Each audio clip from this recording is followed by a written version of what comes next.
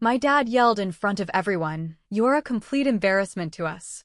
I smiled, said, "Maybe you're right," and drove away. Later, a text arrived. Do you know what he did? I am 29 years old, and for as long as I can remember, my primary survival skill has been invisibility. I work as a data analyst. My entire career is built on looking at massive, chaotic piles of information, finding the patterns, and making sense of them. I look at anomalies. I look at trends. And unfortunately, I have always applied that same analytical lens to my own family. You see, families are just complex systems. Some systems are built to nurture, and some are built to serve a single person at the top. My family was the latter. My father, Richard, is 58 years old and a prominent real estate figure in our town. If you met him, you would probably like him instantly. He is that rare, magnetic kind of charm. He wears expensive cologne that smells like cedar and success. He remembers the names of your children, and he always knows exactly when to laugh loudly at a joke. But behind closed doors, that charm evaporates, replaced by a cold, calculating demand for absolute control. He does not ask for respect, he orchestrates it. Then there is my older brother, Cameron. At 32, Cameron is the junior partner at my father's firm. If my father is the sun, Cameron is the planet trapped in his immediate orbit, entirely dependent on his light to be seen. Cameron wears suits that look just a little too tailored, trying desperately to project the same natural authority our father has, but always falling slightly short. He is the golden child, the perfect mirror my father uses to admire his own reflection. And then there is me, Nora, the outlier in the dataset. The one who never quite learned how to follow the script. The night everything shattered was a Tuesday in late October. We were at the annual fundraising gala for the town planning board. It was one of those exhausting, high society events held in a banquet hall with heavy velvet curtains, dim lighting, and people pretending the appetizers were actually filling. The air was thick with the scent of roasted meats and the low, constant hum of polite networking. My father was holding court near the main bar, a glass of amber liquid in his hand, surrounded by local politicians and business owners. Cameron was standing right beside him, nodding earnestly at every word our father said. I was standing a few feet away, nursing a glass of sparkling water, performing my usual duty. I was there because absence would have been noticed, and being noticed for the wrong reasons in my family is a cardinal sin. I had spent years mastering the art of walking on eggshells around Richard. You learn to monitor the slight shifts in his jawline. You learn to measure the exact volume of his voice. If he gets quiet, you get quieter. If he speaks, you agree. You do not challenge the narrative. You just exist as a pleasant, non-threatening prop in the background of his life. But that night, the eggshells finally broke beneath my feet. It started over something so incredibly trivial that looking back, it feels almost absurd. A local historian, a sweet older man with a penchant for details, was asking my father about a specific plot of land the town was trying to rezone. My father, eager to sound authoritative, boldly cited a zoning law from the 1980s, using it to push his own opinion on how the development should be handled. The problem was, he was wrong. Completely, factually wrong. I had literally run the historical data for the town council 2 weeks prior. Without thinking, I slipped out of my invisible persona. I stepped slightly forward, smiled politely, and gently corrected him, stating that the specific zoning ordinance he mentioned was actually repealed in 1994, and the new regulations required a different approach. I was not trying to humiliate him. I was not raising my voice. I was simply supplying a fact. But in Richard's world, a fact that contradicts him is not just an error, it is an act of treason. The shift was instantaneous. The warm, jovial expression melted off his face like wax. His eyes locked onto mine, and the silence that followed was suffocating. The historian looked down at his shoes, suddenly very interested in the carpet. Cameron stiffened, taking a small step back, distancing himself from the blast zone. My father did not turn red. He did not scream like a madman. That was not his style. Instead, his voice dropped an octave. It became cold, precise, and loud enough to slice right through the background chatter of the surrounding tables. People stopped talking. Heads turned. He looked at me, his face a mask of utter contempt, and said, "You are a complete embarrassment to us." He let the words hang in the air. He wanted them to sink in. He wanted the audience to hear the finality of his judgment. It was not a heat-of-the-moment comment. It was a calculated execution of my dignity in front of the exact people whose opinions he valued most. For a split second, the world seemed to stop spinning. I could feel the eyes of 20 different strangers burning into the side of my face. In the past, this was the moment where I would crumble. This was the moment where I would stammer out an apology, shrink down, and beg for forgiveness for making him look bad. But as I stood there, looking into the cold, empty eyes of the man who was supposed to protect me, something inside me just clicked off. The anxiety that usually choked me was gone, replaced by a strange, crystalline clarity. I realized, right then and there, that he truly meant it. There was no love hiding underneath the anger. This was who he was. I did not cry. I did not defend myself. I looked right back at him, gave a soft, almost tired smile, and said calmly, "Maybe you're right." I turned on my heel. I did not look at Cameron. I did not look at the guests. I simply picked up my coat from the back of the chair, walked out the double doors of the banquet hall, and left the silence behind me. The moment the heavy glass doors of the venue closed behind me, the cold night air hit my face, and the adrenaline began to evaporate. I walked briskly across the dimly lit parking lot, the sound of my heels clicking against the asphalt echoing in the quiet night. I unlocked my car, got into the driver's seat, and slammed the door shut. I sat there in the dark for a long time before putting the key in the ignition. My hands were shaking so violently that I had to grip the steering wheel until my knuckles turned stark white just to steady them.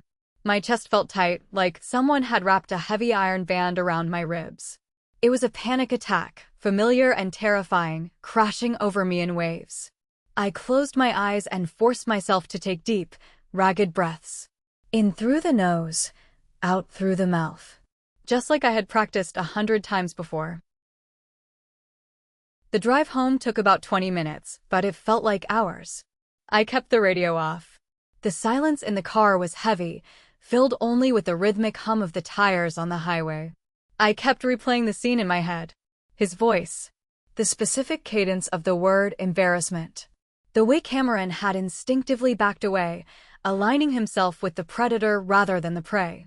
When I finally pulled into my driveway, the house was completely dark. I parked, turned off the engine, and just sat there listening to the ticking sound of the cooling car. I felt completely hollowed out. Exhausted in a way that sleep would never fix.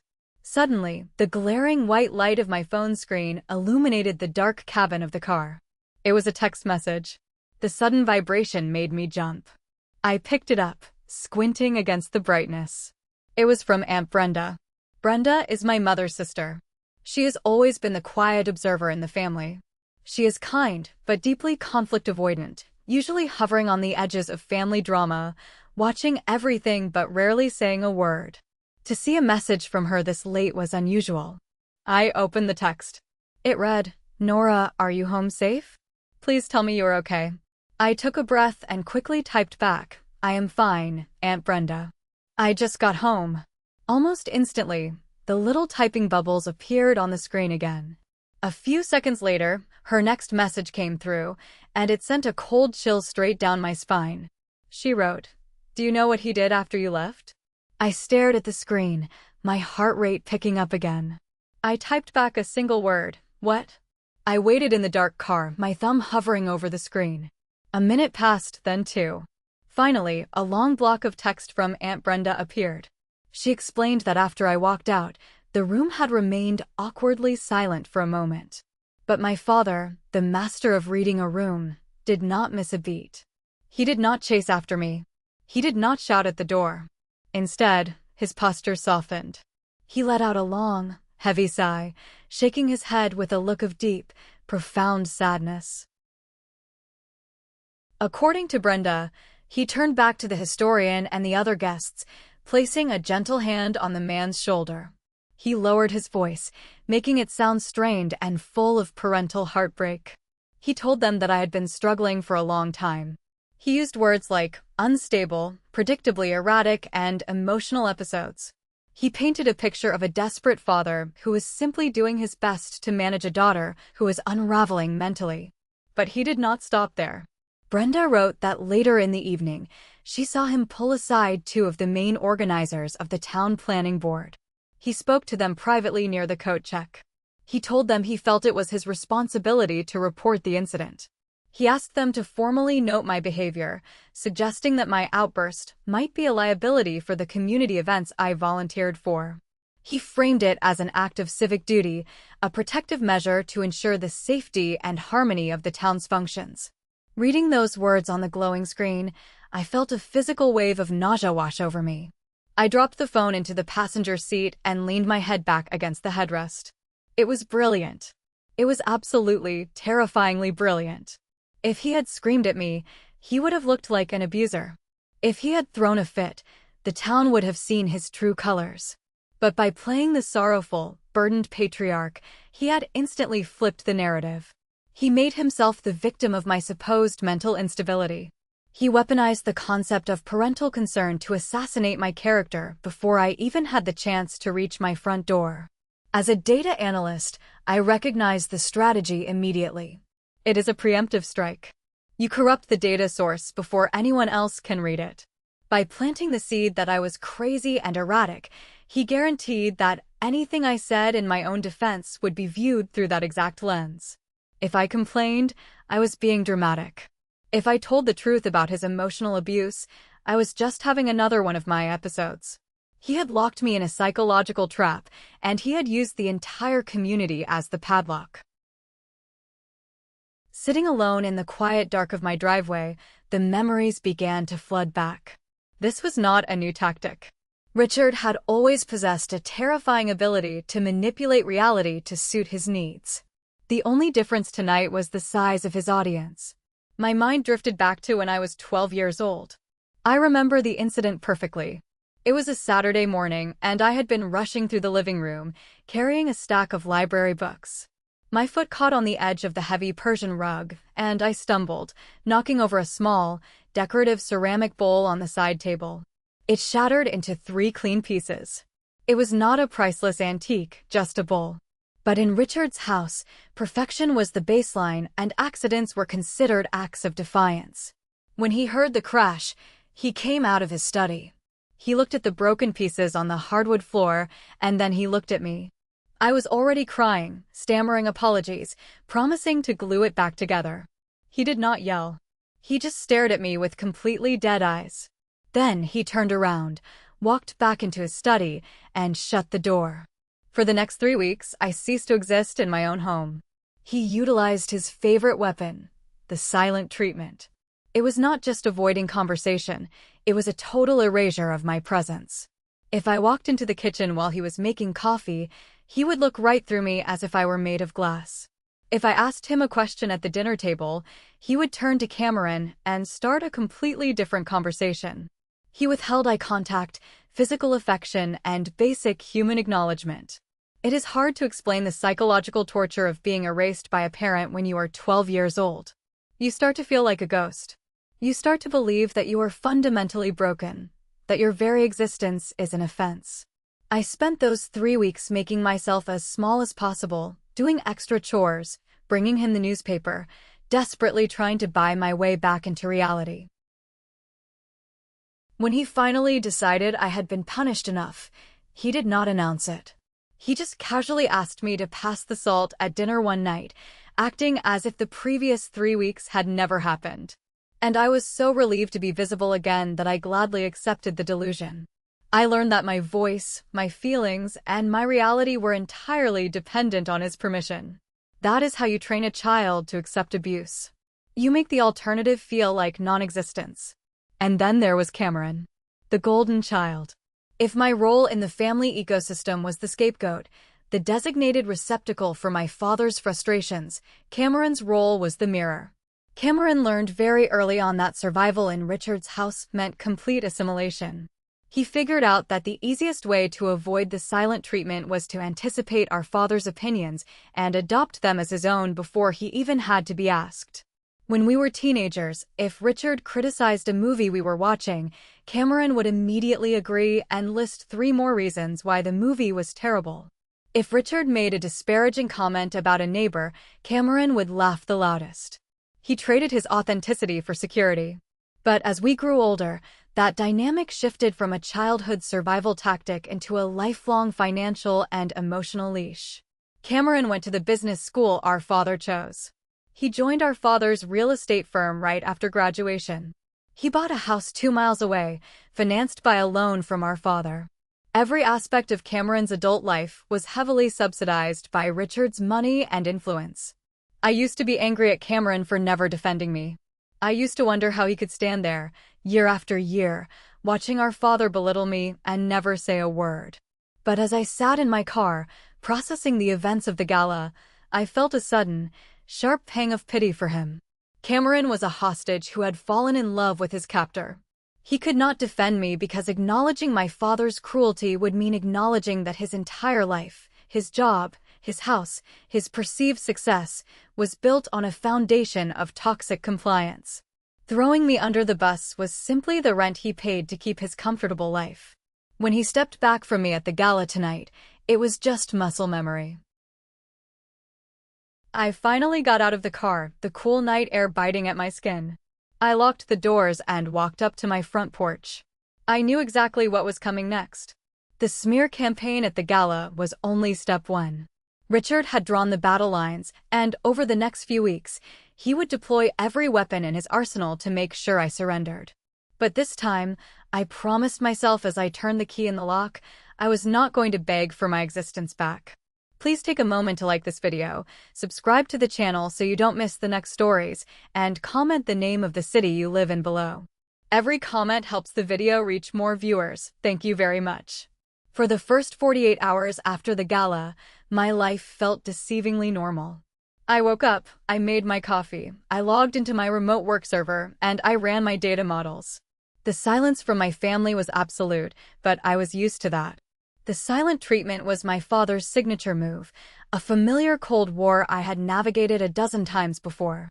But on Thursday afternoon, the illusion of normalcy shattered, and I realized this was not just another family dispute. Richard was not just punishing me, he was actively dismantling my life outside of his house. The realization came in the form of a perfectly polite, corporately sanitized email. I had spent the last 4 years volunteering as a team leader for a local youth mentorship program. It was my sanctuary. It was the one place in my town where I was not Richard's difficult daughter or Cameron's weird sister. I was just Nora, the dependable mentor who helped high school kids organize their college applications. The email was from the program director, a woman who usually greeted me with warm hugs and asked about my cat. But this message was sterile. It stated that my participation in the upcoming winter workshop was being placed on an indefinite pause. There was no phone call to soften the blow. There was no direct accusation. The email vaguely referenced a need to review recent concerns regarding community harmony and volunteer stability, followed by a polite apology for the inconvenience. I sat at my kitchen table, staring at the glowing screen of my laptop until the letters blurred together. My stomach tightened into a hard, painful knot. It was not a flat-out rejection, but it was a suspension that carried an enormous amount of weight. In a small town, a pause like that is essentially a guilty verdict delivered with a smile. Sitting alone with that email, the sheer, calculating cruelty of my father's actions truly dawned on me. This was not a man who had lost his temper and said something he regretted. This was a man who had waited until the audience was gone so he could shape the narrative without any opposition. He knew that by planting the seed of my supposed mental instability with the town planning board, the gossip would inevitably bleed into the other committees and volunteer groups. He was weaponizing his reputation to isolate me from my own support systems. It was a masterstroke of covert manipulation. He was cutting off my oxygen, piece by piece, all while maintaining the facade of a deeply concerned parent. And the most terrifying part was how easily everyone accepted his version of reality without ever asking for mine. I could not stay in my apartment. The walls felt like they were closing in on me. I grabbed my keys, got into my car, and drove straight to Maya's place. Maya has been my best friend since college. She is a sharp, no-nonsense graphic designer who grew up in a loud, messy, but fiercely loving family. She is the only person who has ever looked at Richard and seen right through his expensive cologne and booming laugh. When she opened her apartment door and saw my face, she did not ask any questions. She just pulled me inside, locked the door, and made me a cup of chamomile tea. I sat on her faded yellow couch and told her everything. I told her about the gala, the confrontation, Aunt Brenda's text messages, and finally, the email I had just received. I spoke for 20 minutes straight, and I did not shed a single tear. I was too numb to cry. I was simply laying out the data points of my own character assassination. Maya listened intently, her expression darkening with every detail I shared. When I finished, she set her mug down on the coffee table and looked me dead in the eye. She told me that I was dealing with a textbook smear campaign. She explained that Richard was terrified of losing control over me, and because he could not control my actions anymore, he was controlling how other people perceived my actions. My immediate instinct, I confessed to Maya, was to fight back. I wanted to draft a massive public post on social media. I wanted to expose his lies, upload screenshots, and scream my truth from the digital rooftops. I wanted to defend my reputation before it was completely shredded. But Maya stopped me. She warned me that reacting was exactly what he was counting on. She explained that if I posted a long, emotional defense online, I would be playing right into his hands. He had already told the town organizers that I was erratic and emotionally unstable. If I started frantically defending myself, my anxiety and desperation would look exactly like the instability he had invented. My truth would be filtered through the lens of his lie. She told me that the only way to win a game with a manipulator is to refuse to play. We decided on a strategy of absolute, unyielding silence. I would not reply to the mentorship program with anger. I would not post vague quotes online. I would become a ghost. I would offer him nothing, no emotion, no reaction, no ammunition. It felt incredibly counterintuitive to stay quiet while my name was being dragged through the mud, but Maya made me realize that my silence was the only thing Richard could not control. Maya's warning about the impending storm proved to be incredibly accurate. By the time the weekend rolled around, Richard's network of enablers was fully activated. In psychology, they call these people flying monkeys, the friends and relatives who do the manipulator's dirty work, often without even realizing they are being used. It started with a voicemail from my father's sister. Her tone was dripping with that sickly sweet, condescending concern that always made my skin crawl. She said she had heard about the misunderstanding at the gala and urged me to just apologize and smooth things over because my father was under so much stress lately. Then came a long, rambling text message from a cousin I had not spoken to in 6 months. He told me that family is everything, that I was breaking my father's heart, and that I needed to be the bigger person and let things go. None of them asked what had actually happened. None of them asked how I was feeling or if Richard's public humiliation had hurt me. My pain was entirely irrelevant to them. Reading those messages, I felt a profound sense of isolation, but also a strange, clinical clarity. I was watching the family system try to course correct. For decades, Richard had maintained his power not just by force, but by requiring compliance from everyone around him. The family had learned that keeping Richard happy kept the environment predictable. By walking away, I had threatened that stability. I realized that my relatives were not reaching out because they loved me or missed me. They were reaching out because my absence was making Richard angry, and his anger was making them uncomfortable. They wanted me to step back into my role as the scapegoat so that they could go back to pretending everything was fine. They were asking me to set myself on fire just to keep my father warm. I did not reply to a single message.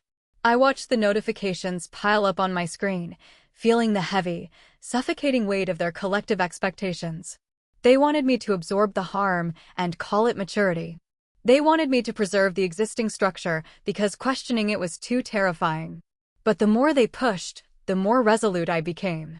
I was finally seeing the strings attached to every relationship in my family, and I decided, once and for all, that I was reaching for the scissors. About 2 weeks after the gala, the indirect pressure reached a boiling point. The flying monkeys were not working, and the silent treatment was failing to bring me to my knees. Richard needed to change tactics. He sent me a brief, formal email asking to meet in person to resolve the tension. He included Cameron in the email thread, naturally, ensuring he had his primary backup singer present for the performance. Against Maya's advice, I agreed to meet them. I did not agree because I wanted a relationship, and I certainly did not expect an apology. I agreed because I needed to look him in the eye and let him know that I saw exactly what he was doing. I chose a small, sterile, and very public coffee shop on the other side of town. It was brightly lit, smelled aggressively of roasted espresso beans, and was crowded enough to ensure that neither of them could raise their voices without causing a scene. It was completely neutral ground. I arrived 10 minutes early and secured a small table near the window. I ordered a black tea and focused on keeping my breathing steady. At exactly 2 o'clock, they walked in. Richard looked immaculate. He was wearing a casual but expensive navy sweater, his silver hair perfectly styled. He did not look like a man whose family was falling apart. He looked like a man arriving for a routine performance review. Cameron trailed half a step behind him, carrying a leather briefcase, his face set in a mask of serious, practiced concern. They sat down across from me. Richard offered a tight, artificial smile. He asked about my drive, commenting on the autumn weather as if we were distant acquaintances running into each other at a grocery store. The casualness of his demeanor was a deliberate tactic, designed to make me feel small, to show me that my absence had barely caused a ripple in his perfect life. I did not return the smile. I did not engage in the small talk. I simply wrapped my hands around my warm mug, looked directly into his eyes, and waited for the opening pleasantries to die in the air between us. When the silence stretched on long enough to become uncomfortable, I finally spoke. I kept my voice incredibly low, devoid of any emotion, treating the conversation like a quarterly data report. I told him that I knew exactly what he had done after I left the gala. I told him I knew about his conversation with the organizers, and I knew he was actively trying to sabotage my standing in the community. I did not ask him why he did it. I asked him to explain how he justified it. And then I sat back and watched the master go to work. Richard did not flinch. He did not act shocked, and he certainly did not display any guilt. Instead, he leaned back in his chair, crossed his arms over his chest, and let out a soft, patronizing sigh. He looked at me with an expression of deep, almost pitying sorrow. He said, in that smooth, reassuring voice of his, that I had completely misunderstood his intentions. He claimed that he had never spoken ill of me to the organizers. According to his version of reality, he was simply trying to protect me. He said he noticed I was acting excessively sensitive and unpredictable that night, and he wanted to make sure the town board gave me the space I needed. He looked me dead in the eye and said that any consequences I was facing right now were simply the result of my own behavior, not his. He was gaslighting me with the precision of a surgeon. He was trying to rewrite history while I was sitting right across from him, insisting that his smear campaign was actually an act of fatherly love. Listening to him, I realized how deeply rehearsed this narrative was, polished through years of repetition without challenge.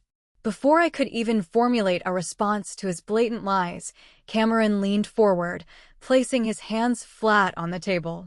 He took over the conversation, seamlessly slipping into his role as the family enforcer. Cameron's voice was sharp and corporate. He told me that I was making a massive mistake by refusing to let this go. He said that family matters needed to stay private, and that by pulling away and causing tension, I was the one embarrassing everyone. He urged me to think about appearances. He warned me that reputations, once damaged, are incredibly difficult to repair, strongly implying that I was ruining my own life by not falling back in line. Sitting there, listening to the two of them tag team my reality, the final piece of the puzzle snapped into place.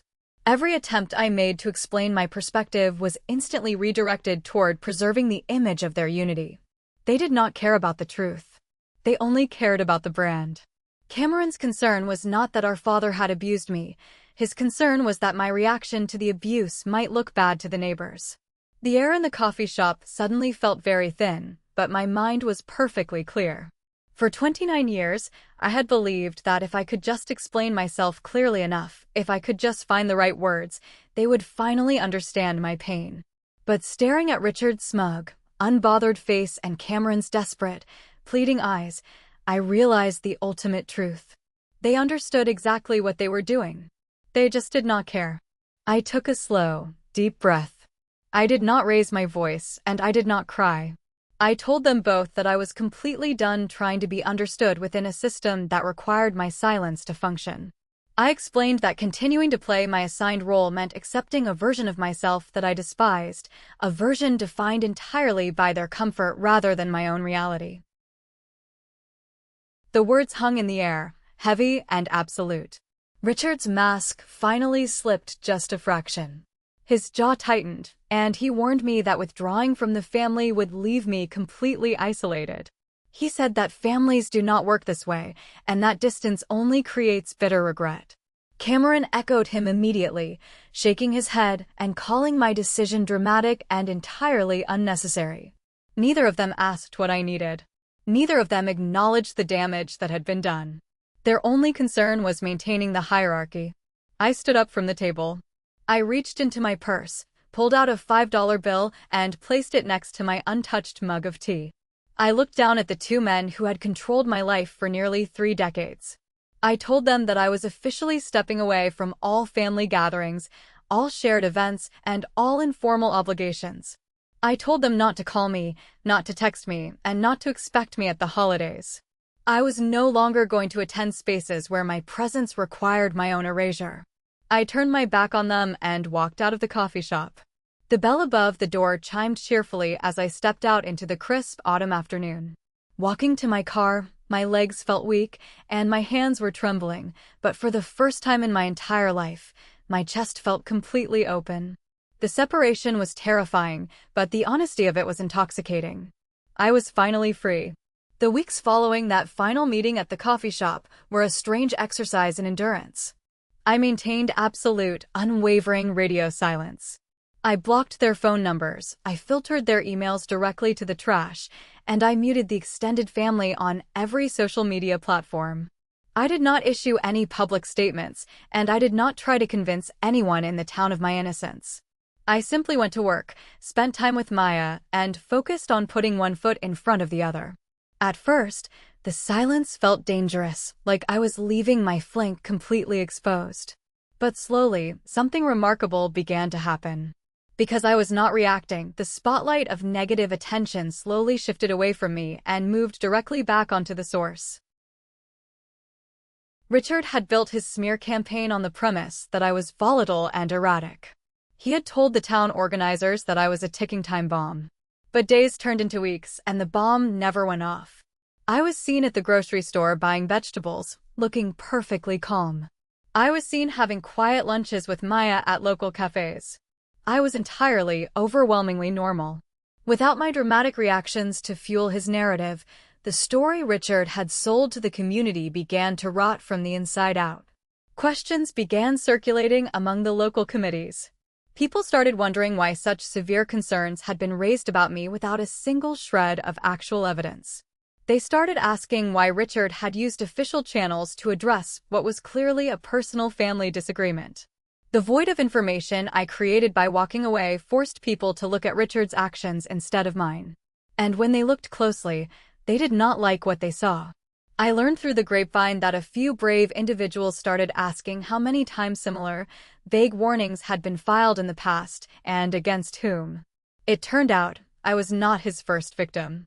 People began to realize that Richard had a long, quiet history of intervening in community matters under the guise of deep concern, always targeting anyone who challenged his authority. He had operated in the shadows for years, relying on the fact that his victims would usually lash out defensively, making themselves look guilty. But my complete lack of escalation left no room for distraction. It left room only for scrutiny. The organizers who had suspended me eventually reached out again, not to accuse me, but to ask for my side of the story, seeking context that they had previously assumed was unnecessary. The tide was finally turning. The shift that had started as a quiet murmur soon turned into a loud, unavoidable roar. The town planning board, feeling the pressure of their own internal inconsistencies, initiated formal reviews of past decisions that Richard had heavily influenced. They began pulling old meeting notes, records, and informal complaints that had once been accepted purely on the strength of Richard's handshake and expensive smile. The patterns they found were undeniable. Dozens of situations were uncovered where Richard had used his authority to replace fairness with his own personal agenda, all disguised as civic responsibility. Once the structure of his credibility was questioned, everything built upon it began to crack. The consequences for my father were swift and brutal.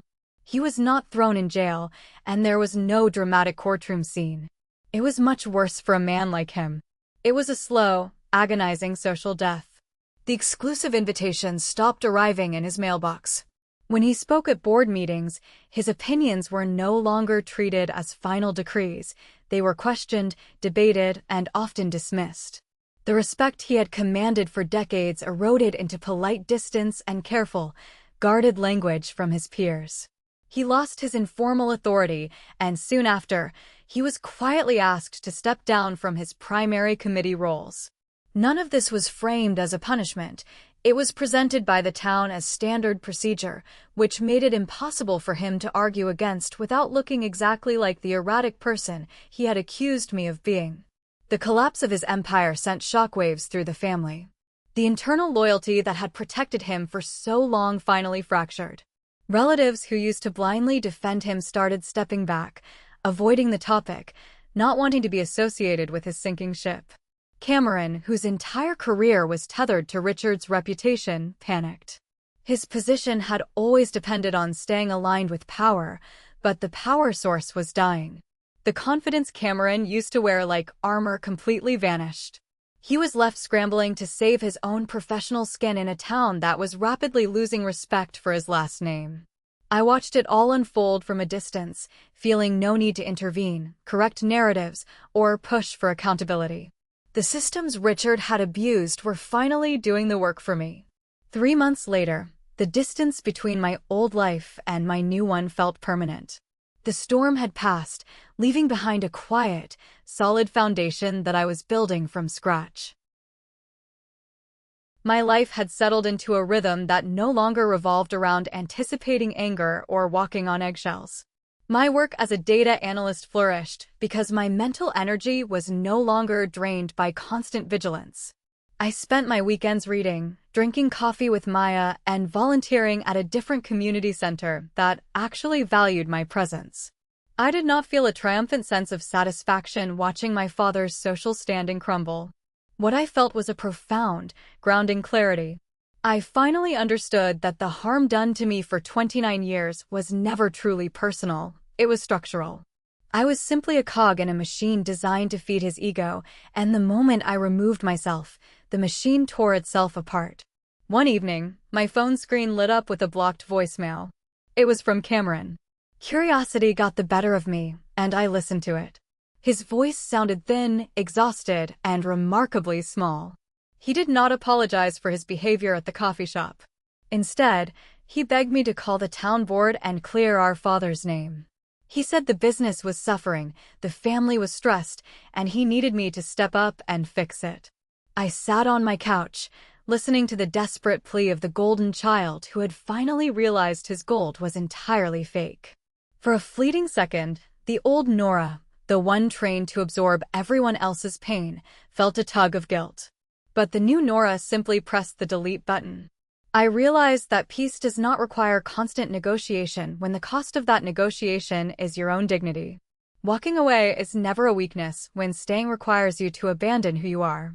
Choosing yourself, even when it means walking into the unknown, is the most honest response to a lifetime of control. I built a life where my worth was no longer negotiable, and I was never going back. I chose to walk away and let the silence destroy his reputation instead of fighting back. Am I the asshole for not throwing my family a lifeline when his empire started to crumble? Thank you for watching until the very end. If you haven't subscribed yet, please consider hitting that button to help the channel grow, and leave your thoughts in the comments below. Would you have stayed silent, or would you have exposed him yourself? Let me know.